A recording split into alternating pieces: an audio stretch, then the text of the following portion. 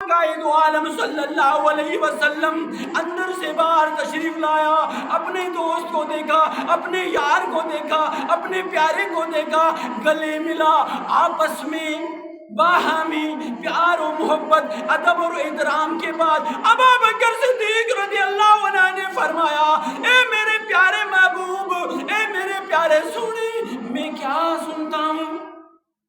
یہ عرب کے لوگ کیا کہتے ہیں؟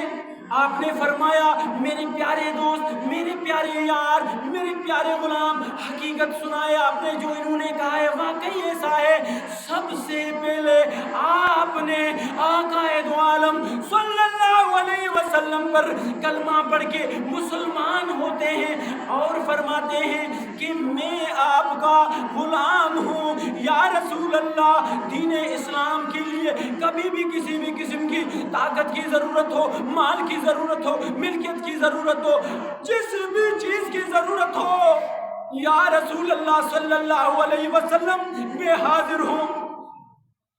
جیسے وہاں سے واپس تشریف لایا، عرب انتظار کر رہے تھے، وہ تمام سرداران عرب انتظار کر رہے تھے کہ ابو بکر صدیق رضی اللہ عنہ واپس آئیں گے۔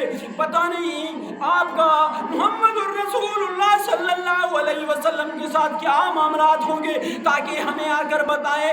بے تابی سے سننے کے لیے انتظار میں تھے۔ جیسے ابو بکر صدیق رضی اللہ عنہ واپس تشریف لائیں، عربوں سے مخاطب ہو گیا، او میرے قبیلے کے سرداروں، او مختلف قبیلے کے سرداروں، تمہیں مبارک ہو، تمہیں بھی مبارک ہو اور مجھے بھی مبارک ہو۔